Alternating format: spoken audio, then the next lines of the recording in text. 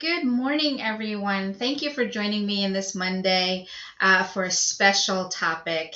And I wanted to just being grateful for being able to have this topic today. So this is an exception to my normal Mondays. So thank you for joining me this morning. So let's go into a few questions that I wanted to ask you. Have you ever felt you had to hide part of yourself to fit in? Do you think anyone on your team at work or in your family has? Do you wish you could be part of an inclusive community where people feel seen and heard, and different experiences and perspectives are valued? So, is your answer yes? Then you are in the right place.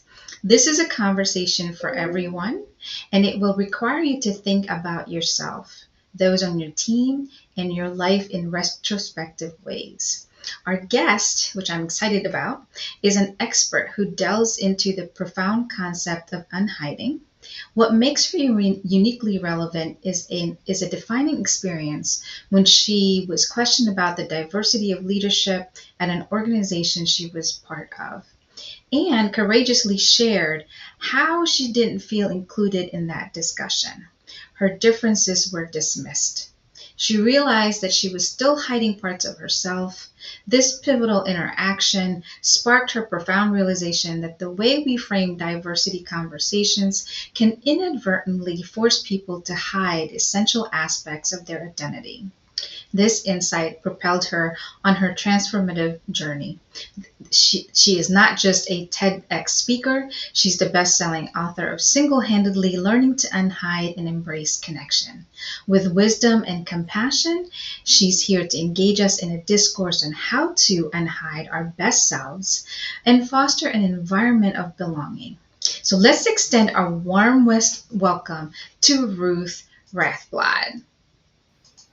Good morning, Ruth. How are you? I'm good. How are you doing? I'm doing well. We're starting off on a good note, I believe, on this Monday, so I'm excited. Absolutely. No, I'm so thrilled to be here with you and excited to jump into a conversation on all things hiding and unhiding. So, just briefly, if anyone has not picked up yet the book, I just wanted to share if anyone can see. This is Ruth's first book, and we're going to dive into this book. It's called Single-Handedly um, Learning to Unhide and Embrace Connection. So I love this book. So if anyone, I'm going to put in the information there in the chat towards the end of our session, so that if you're interested, certainly feel free to pick it up yourself. So now let's just dive in. So let me ask you, do you know why, and what are we hiding from? Like, what are most of us think? And I don't think that any of us really think about it in that depth, but like, why is that? It's so interesting, Sharon. I started my life journey not thinking there was anything different about me, right? And then for most of us, there's a pivotal point. It typically happens in our adolescence or our teenage years where we start to notice we feel a little bit different, right? And all we really want to do, which is a healthy part of development, we want to fit in. And so those things that are different about us almost get exaggerated. They become something that we try to either cover or hide that part of ourselves. And so I think about it for myself that at 13, I started to notice that my limb difference was something different for me. And I really believed at 13 that I was the only one that felt different about my body, that the only one that felt like they had to hide, not realizing as I got older and started understanding this concept of hiding, that the truth is, Sharon, most of us are hiding something. And we hide out of a fear of judgment. We hide out of a fear of rejection. We hide out of a fear of not fitting in because people thinking that we're not able to do something. And so as I've been on this journey of exploring what people are hiding, people share things like they hide, yes, their visible physical disabilities, their non-apparent disabilities like mental health and neurodiversity, but it extends beyond that, Sharon. It's people hide their family backgrounds, their finances, their relationship status, their education, their age. I mean, the list goes on. Even more so now, I keep hearing people even hide their politics, right? You can't be with your family unless you share, quote unquote, the same politics. Like, so people are hiding things all the time. And often we walk around thinking, just like my 13-year-old self, that we're the only ones hiding. And it's exhausting. You're right. And it's interesting that, for most of us, when the first time I heard you, you were talking at a women's conference in Westchester University here, I had to think about that. And I thought, what am I hiding? Like, am I really hiding? The concept of hiding something, I think we all have some semblance of what it is, but I don't think we really know it in terms of like a sense of community or belonging, or like in the way that we think, because we do feel, like you said, we're doing this alone, for a myriad of reasons, whatever that may be. So yes, I learned quite a bit that, I mean, I said to myself, oh yeah, I might have a few things that I am hiding, and why am I hiding that? From a professional as well as personal. The two ties together to some extent. In what an environment you're going to be in. So Absolutely. Absolutely. yeah, I totally agree. So if I have an awareness, in that frame, in that context, that, I'm hiding something, and I'm not, I'm looking to find, how do I, step out of that? And I want to now, for a myriad of reasons, right? I think that if there is I'm now comfortable, or I've learned something about myself that I'm ready to unhide. I now want to, open myself to my community, to my, colleagues, to my friends, to my family. What would be my first step to, unhide or hide? What would that be?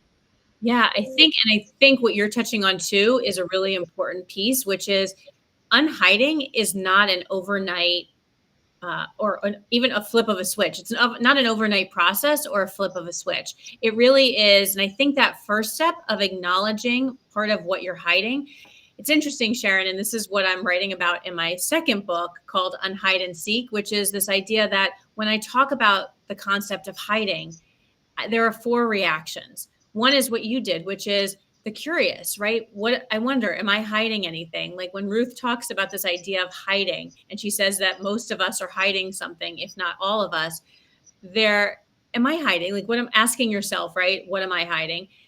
The second reaction is often also, I know exactly what you're talking about, Ruth. I hide. Like there are people who know exactly, I don't even have to go into an explanation because they know, as I did at 13, and I hid my hand for 25 years. If I had heard this subject, I would have known exactly what was hiding was about. The third reaction I get is somebody who says, and Sharon, we may both share people like this in our lives, who says, oh, I'm an open book. I don't hide anything. Right. And so there's that feeling of people wanting to share a lot about themselves and yet realizing there are still things that you're not sharing. So that open Mm-hmm. book is often curated. Mm-hmm. And then the fourth type of person is the person who almost I see in an audience when I'm speaking is has their arms crossed and is like, I don't even know why we're talking about this. This has nothing to do with work. And it's what I call the fortress, the person who is not ready to go there yet, or maybe doesn't want to go there because it is intense and there's a lot of shame potentially or fear. And so I think the first step, and I've outlined this in 4 steps, the first step is acknowledging, what are you hiding? How is it holding you back from thriving and connecting with others and connecting with yourself? And that's really the self-centered work that I think is so important. And I say self-centered, not in a bad way, but in a real way of centering on yourself. So the first step is to acknowledge it. What's holding you back? How is it holding you back from thriving and connecting? What type of hider are you? Taking a pause and then thinking about it. And then the second step becomes in thinking about someone to invite in to that journey, that trusted person that when I say that, Sharon, I imagine immediately to you and to your audience, there are people that come to mind immediately, right? That's your go-to, the person who Mm-hmm. has trust, who has empathy, who asks questions, who's curious with kindness. That's your go-to. So the second step becomes inviting that person in and letting them know, hey, I just heard this Facebook Live event. This woman talked about hiding with Sharon. How much am I hiding in my life? That's a way to introduce the conversation. And then allowing for a pause there too, because not everyone understands this idea of hiding or even understands that you've been hiding. So the second step is critical in terms of choosing that person. The third step is then thinking about building your community of people who have also been either hiding parts of yourself or where you see yourself as different. For me, it was the Lucky Fin community, which is an organization that focuses on people with limb differences like mine. And it was building out that community, finding those people who had that shared experience. And that was super powerful to know I wasn't alone. I wasn't the first person to hide. I didn't invent hiding, and others could understand the fear that went along with that and the shame. And then the fourth step of unhiding, after you have acknowledged and invited and built your community, is sharing out your story. So that even if it's to a small group of people, people don't have to go on a podcast or speak globally about this or write a book, but it can be the idea of sharing out your story with a few friends, because what immediately starts to happen is someone else in that group will say, I've had that feeling too. And I've seen it, the power of it, Sharon, in terms of, I saw a young woman who shared out her anxiety with her team, and someone else on that team said, thank you so much for sharing it, because I was concerned about how to share out my ADHD. I've had people tell me they didn't realize that they weren't the only ones dealing with financial issues, but when they shared that out, others said, oh, I'm like that too. It's the idea of sharing out so that you start to gain support, but really these four steps become a loop or a flywheel for someone else to start to acknowledge what they're hiding. So I like those steps that you've outlined, because I'm listening and I'm sensing that it's a progressive step, right? Yes. That it would be someone you start out with as your trusted friend, or could you also elicit a coach as well? Like sometimes, like sometimes a third party, is good in the sense of objectivity as well. So you can have your trusted friend and your coach, and then you progress throughout the steps, that as you unveil and as you work through the unhiding process, and then you start to move on to the second phase within a community. And can you have both? Like, are you able to have your friend and then your community to as you're progressing through the steps? 100%. I think you bring up a really good point. Sometimes that trusted friend, that initial step, is a counselor or a therapist or even a manager or an HR leader, somebody that in your space, in your world, that you could trust with this information, just to share it out for the first time, so that they understand what you're going through. They understand what you may be challenged with or why you felt the need to hide.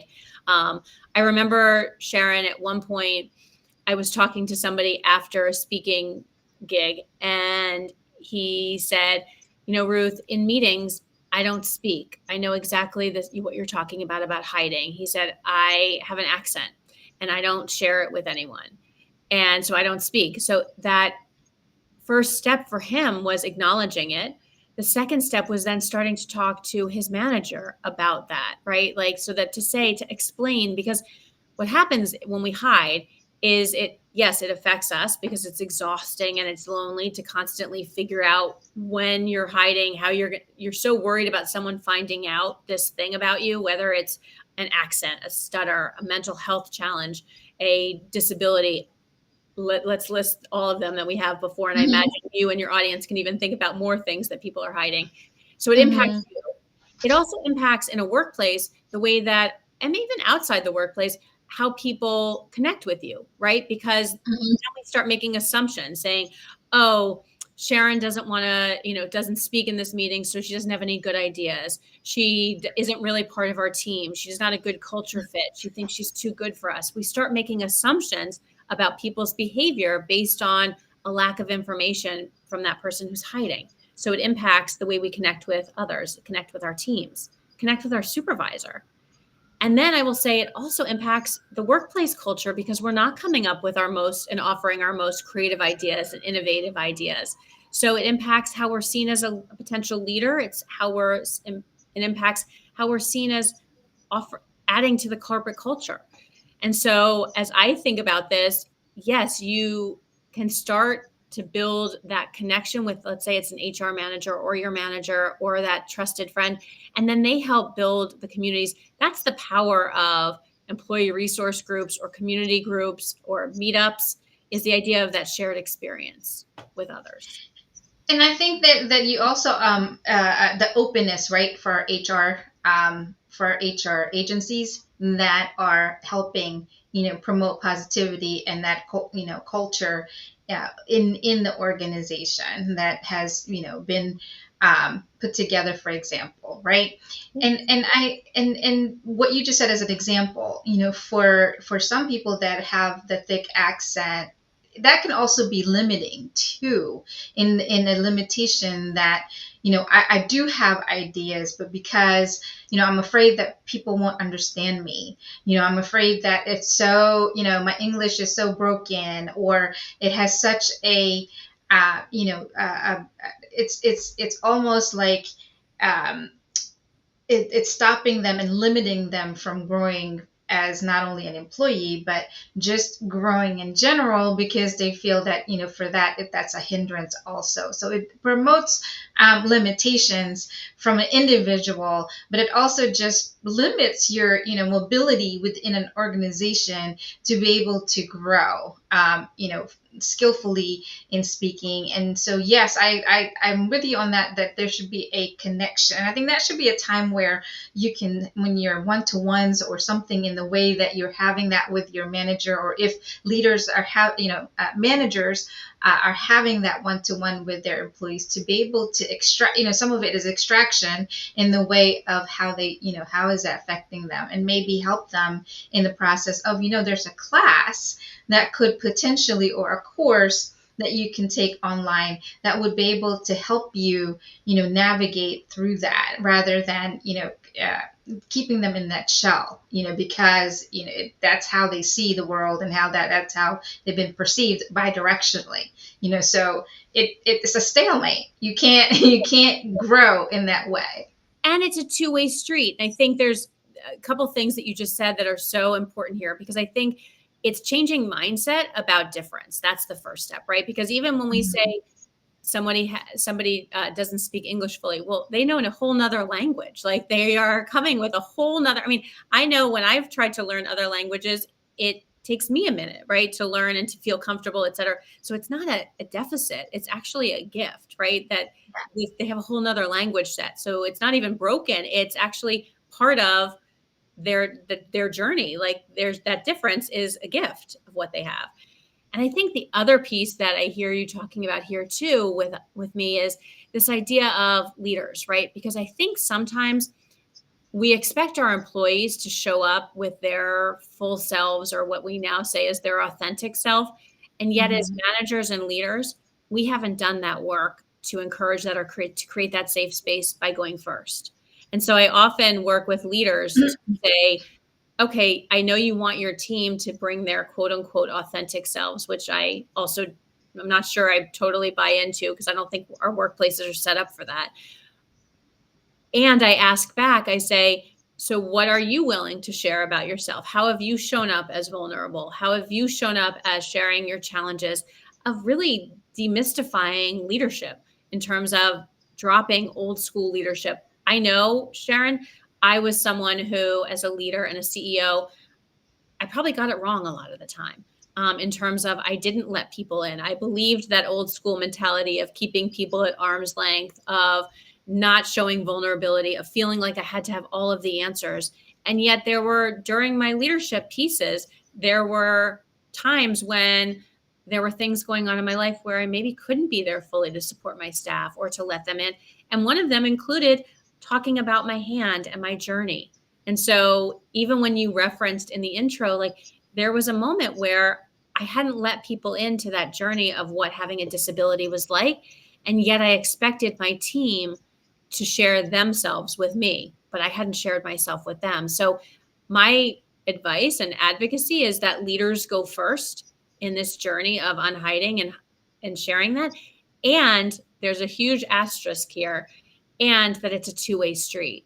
That once leaders go first, it's also about employees joining them and finding that and creating that culture of psychological safety, of creating that space where difference is okay, that people who face challenges, that's part of the culture that we embrace, that different experiences, different perspectives, they're valued here. And that's from senior leadership to employees. Like, that's the culture we're trying to create with Unhiding.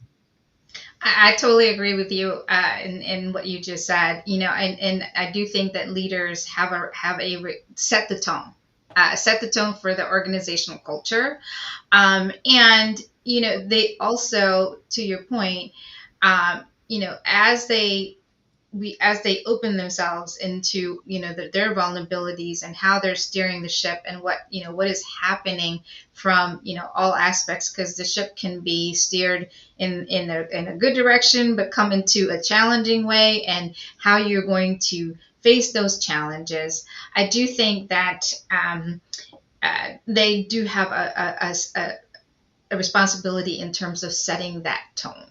And once they set that tone, you said something in terms of psychological safety. I do think that some of that unhiding becomes because of some safety that folks feel that, oh, I'm in a safe space. I can, at least start the journey of opening a bit of what I had hiding. And for the most part, at least I can only speak for myself, some of that hiding is also calculated, right, in terms of both professionally and personally, because it's the, how would that affect my job? Will I still have a job?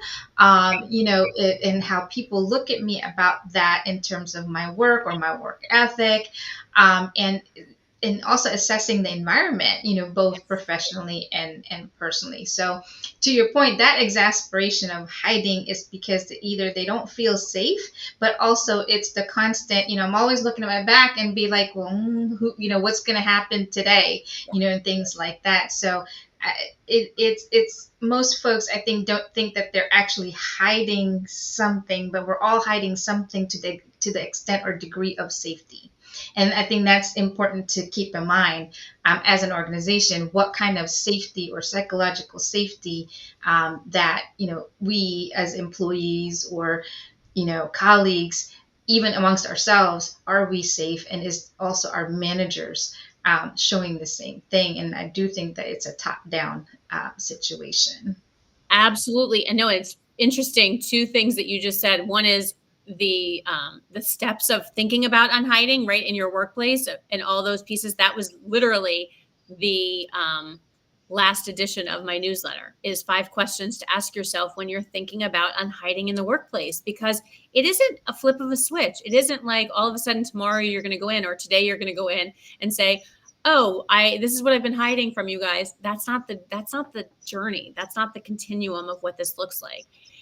And I do think that it is up to leaders to create those spaces, so that you can't delegate culture at the end of the day, right? So, and I think it took me a minute, I'm going to say longer than a minute, to figure that out, because I thought, oh, well, we'll create a culture committee, or we'll create I don't work with robots, so people here create the culture. As you pointed out, leaders set the tone and they're responsible for it. And so checking in to see what that means. And then at the same time, how do we create a space where different, and I go back to, there's 2 questions I always ask, is how am I hiding, and how is it holding me back from thriving and belonging? That's the kind of first piece of it. And then the second piece is the figuring out, well, what is it that would help me do my job better, right? What would help me connect with others better? And is it safe to do that? And I think those are the 2 pieces of constantly thinking through and utilizing your the outside counsel that we talked about before, utilizing journaling, just figuring out those spaces so that you can feel comfortable to understand what it is. That's why that acknowledgement piece goes first, Sharon, because without that acknowledgement piece and doing the work and the reflection, then you can't do this work. I agree. And it's not a sprint. It's definitely a marathon. And in that marathon, you'll have marathons, right? Because I think I want to get to this third question I had that, now that you've unhide and now that you've, done the work. And again, this isn't like you and I have said before, this isn't a light switch. You can't just turn this, at a flip of the switch. It's not something overnight sensation. It's something that you have to work through. And really through and through, because you also evolve as a human being. I would hope that all of us do evolve at some point in time within within our lifetime here, because there's that impermanence. So even if in that height, there's still some things that you might be inherently hiding, not because of some choices, but some things that have happened around you that's going to force you back into the shell. That being said, though, let's just say that you've unhide now, and now you're into, you're really doing well, and that, the aspect of a continuum, because I think that's where, sometimes we get stuck in the, all right, I'm doing the work, I'm doing all of this, now what's, it's kind of like, well, what do I do?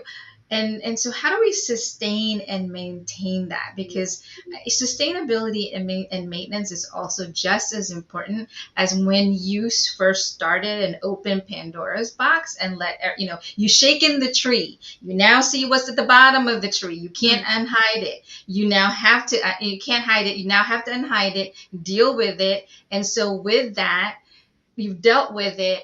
Okay, so how do we keep progressing? How do we keep continuing? Yeah.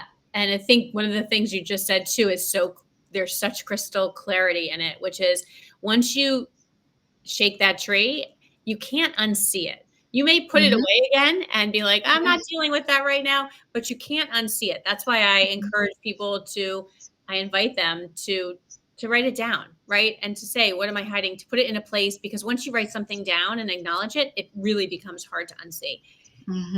And the piece I think that you're also talking about is, I guess there's two pieces to this, Sharon. One is on this continuum of hiding to unhiding, you can be totally unhiding in one aspect of your life. There was a person I was on a panel with who was totally out about their LGBTQ status at work. Like they were part of their pride community. They were part of all of those different aspects. That was a big piece of their identity. And yet the thing they were hiding was their education level. And it was interesting because they went to community college and they didn't want to share that part because they thought someone would think they weren't smart enough, that they didn't belong, they weren't going to be a good manager because they didn't have the right pedigree and credentials. And so that's a piece that I wanted to emphasize with you and your audience too, is you can be unhiding and totally think you're doing well. Well, I'm out here and doing all of this. And yet examining where else in your life is preventing you from connecting and thriving, because in that example, they weren't connecting with their managers. They weren't connecting with their team in the same way because they were so afraid that if someone found out, that would hold them back. And so you can be on that. I mean, and there are spaces in my life where I talk about my hand and my disability a lot. And yet there are other places in my life that I'm still working on that hiding. So when we talk about sustaining, and even I will add, even within the unhiding of my hand, there are still things that come up, right? If someone stares too long, or if I'm meeting someone for the first time, what are they going to think about it? So there are still places. And so in order to sustain, and I think even to maintain, like you're suggesting, I think about the practices that got me here, which are journaling, which are therapy, which are talking to friends and family about those things as they're coming up and really sitting with it a little bit. That pause is so important. Thinking about why did I feel like I needed to hide that from someone? What am I hiding from someone? Why did I feel the need to hide it? What would have been a different reaction? What was the expectation of how someone would respond when I shared it? Just doing some of that internal dialogue and then checking it out with people. And people, again, it goes back to those people that you trust. It's really working through those 4 steps again, because what I have found is, yeah, that acknowledging, oh, you felt like hiding today, Ruth. Okay. What was that like for you? Why, what showed up? Then the second is checking it out with someone else, saying, hey, here's when I felt like I needed to hide. Then going back to my community, that third step of people with shared experiences, to say, hey, have you ever felt like this? And then that fourth part is then sharing out my story so that people say, oh, I've been there too. I understand that. So getting that affirmation and that confirmation of you're not alone, because that's the whole real beauty and true beauty. It's almost like the secret, Sharon, is that unhiding is the key to connection. That's the gift. Unhiding is the key to this connection and to connection. I love everything that we just talked about. So we're closing in on time. I know we can definitely extend this conversation, but I do want to close it out with just one thought. If anyone is going to pick up Ruth's book, I highly suggest it. And so when you are working through this book, I highly suggest that you take your time. And what I'm hearing from what you're saying in terms of the process, the process and the steps that they're needing to do, it's holistic approach is what I'm hearing also, and that it's a continuum. You don't really ever end in one aspect, but you can say that, if you were looking at 3 things that you feel that is needing to be unhidden, you can work on the first one, get to a second part, and then if you change, you feel like you're also going to need to review that. I'm now a changed person too. Where am I on this? So I like that continuum of, it doesn't end here. I can still, keep looking at the journey and keep looking at where I am. So I really like that part of it. Well, just like with Maslow, in terms of the hierarchy of needs, that idea of self-actualization is connected to unhiding. And I talk about that in the second book, Sharon, because we're never really done self-actualizing. We're never, we're continuing to build ourselves. We're continuing to learn about ourselves and learn about the world around us. Because once we start to think about unhiding for ourselves, how are we thinking about what people are hiding outside of us too? Right? Because that's a whole nother level of connection and understanding. Is if it's true that most of us are hiding, how do we think about the others in our life that may be hiding as well? Well, how do we reach you? What's the best way? And so your information, and then if you want to pick up the book, and then as you're coming out with the second book, how do we do that? So please let us know, and then I can certainly follow up and just make sure that we'll have your information. Absolutely. No, and I'm so grateful for the time today with you, because I feel like this message is huge for most people, that they haven't thought about hiding, what they're hiding and how it's holding them back, or they are hiding. And I would love to shorten that process so they don't feel trapped in hiding. And the best way to connect with me is either through my website, ruthrathblott.com, or I spend a lot of time, Sharon, on LinkedIn. And so it's Ruth Rathblott is where I do a lot of work around this idea of hiding, and where people share parts of their stories too. But so I think both my website and also LinkedIn is where I spend. And then if you want to really get to know me, go to Instagram, because that's where some of the fun parts of my life are also shown. Excellent. Excellent. Well, thank you for joining us today. Thank you for being our special guest. Thank you for having this conversation. I really appreciated the nuggets that you've shared. Hopefully you'd be able to come back at some point with your second book, so we can talk, talk about that. But I feel like this is a good day to plant the seeds of thought for those that may or may not have, thought about their hiding and where they are in the scheme of things. And I will definitely put your information after the session, so that if they need to reach out with you or get the book, like I said, it is a wonderful read, everyone, to my audience. Please take your time, like I said, to read this book. I think there's something for everyone in this story that would spark where you are in the unhiding and your hiding process. So thank you again, everyone.